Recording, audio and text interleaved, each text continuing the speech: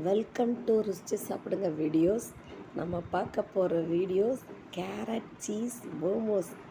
செம்ம டேஸ்டியாக சூப்பராக கடையில் எப்படி சாப்பிடுவோமோ அதே டேஸ்ட்டில் நல்ல ஃப்ரெஷ்ஷான கேரட்டாக வாங்கி அதோட தோலெல்லாம் இப்படி சீவி எல்லா கேரட்டையும் தோல் சீவிட்டு அதை துருவி நம்ம எடுத்து வச்சுக்கலாம்.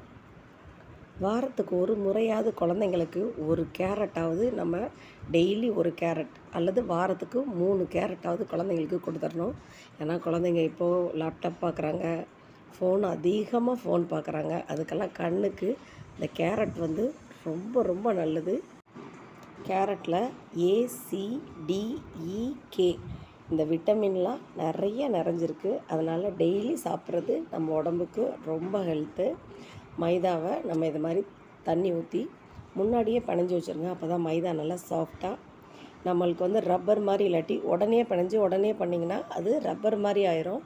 அதனால் முன்னாடியே நம்ம மோமோ செய்கிறதுக்கு முன்னாடியே ஒரு 1/2 ஹவருக்கு முன்னாடியே தண்ணி தெளித்து உப்பு கலந்து இது மாதிரி சப்பாத்திக்கு எப்படி மாவு பிணைவோமோ அது மாதிரி பிணைஞ்சி ரெடி பண்ணி வச்சுக்கோங்க. நல்லா அப்போ தான் சாஃப்டாக இருக்கும். நான் 1 கப் மைதா எடுத்திருக்கேன். 1 கப் மைதாவுக்கு 10 மோமோஸ் வரும்.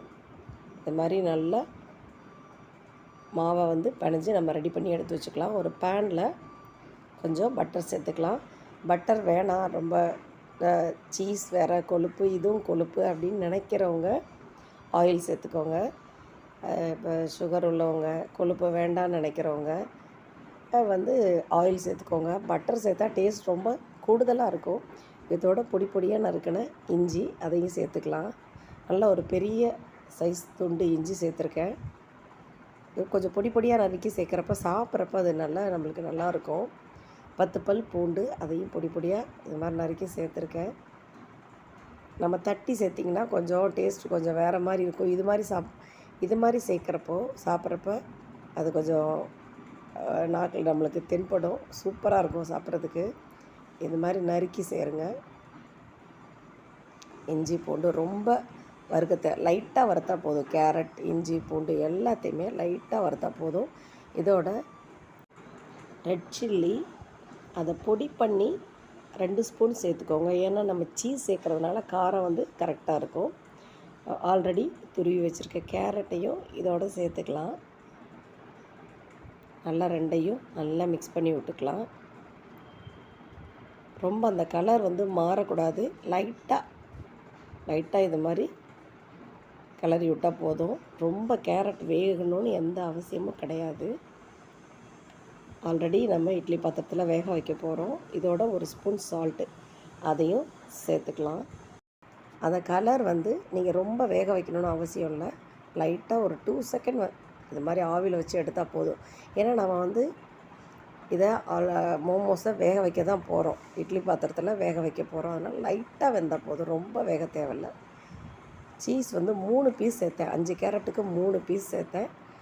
நீங்கள் உங்களுக்கு கொலஸ்ட்ரால் அதிகமாக வேண்டாம் அப்படின்னு நினைக்கிறவங்க ஒரு பீஸ் சேருங்க, இல்லாட்டி 2 பீஸ் சேருங்க.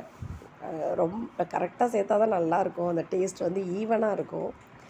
அதனால் நான் வந்து 5 கேரட்டுக்கு 3 சீஸ் சேர்த்துருக்கேன். எல்லாம் இது மாதிரி துருவி சேர்த்துட்டு அதையும் நல்லா இந்த கேரட் சீஸ் எல்லாத்தையும் நல்லா மிக்ஸ் பண்ணிடுங்க. நல்லா இதோட மிக்ஸ் பண்ணிடலாம். ஃப்ளேம் வந்து பெருசாக வைக்கவே வேணாம், ஸ்லோவாக வச்சு செஞ்சால் தான் இதோட டேஸ்ட் வந்து மாறாது. இல்லாட்டி உங்களுக்கு கொஞ்சம் இதாகும், லைட்டாக பிடிக்கிற மாதிரி வரும். அதுக்காக ஃப்ளேமை வந்து கம்மியாக வச்சுக்கோங்க. ஃபைனலாக 1 ஸ்பூன் பெப்பர் சேர்த்துக்கோங்க.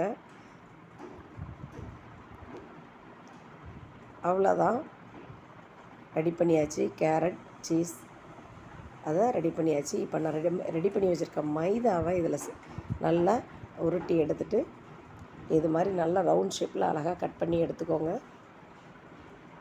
அதெல்லாம் நம்ம ரெடி பண்ணி வச்சுருக்க கேரட் சீஸையும் இப்படி சேர்த்து நல்லா க்ளோஸ் பண்ணி அந்த கார்னர்லாம் எட்ஜெல்லாம் இப்படி க்ளோஸ் பண்ணி விடுங்க. உங்களுக்கு ஒரு வேளை இப்படி பிரிஞ்சு வந்துச்சுன்னா கொஞ்சம் ஆயில் கையில் தொட்டுட்டு பண்ணுங்கள். அப்போ நல்லா ஒட்டிக்கும். இது மாதிரி ஒட்டிக்கும். எல்லாமே செய்கிறப்ப கொஞ்சம் பிரிஞ்சு வரும், சில டைம் பிரிஞ்சு வரும். அப்போ வந்து ஆயில் தொட்டுட்டு பண்ணுங்கள், கரெக்டாக வரும், பிரியாது. அவ்வளோதான். இதை ஒரு இட்லி பாத்திரத்தில் 3 செகண்ட், ரொம்பலாம் வேண்டாம், ரப்பர் மாதிரி ஆயிரும். 3 செகண்ட் ஆவியில் வேக வச்சு இது மாதிரி எடுத்திங்கன்னா சூப்பரான கேரட் சீஸ் மோமோஸ் ரெடி ஆயிடுச்சு. மோமோஸ் வந்து எப்பயும் மைனஸில் வச்சு சாப்பிடுவாங்க. ஆனால் நான் வந்து சீஸ் இருக்கிறதுனால தக்காளி சட்னின்னா கொஞ்சம் காரமாக சொல்லுன்னு இருக்குன்றதுக்காக ட்ரை பண்ணேன். சூப்பராக செமையாக இருந்துச்சு. உங்களுக்கு இந்த கேரட் சீஸ் மோமோஸ் பிடிச்சிருந்துச்சுன்னா லைக் பண்ணுங்கள், ஷேர் பண்ணுங்கள், கமெண்ட் பண்ணுங்கள். தேங்க்யூ ஃபார் வாட்சிங்.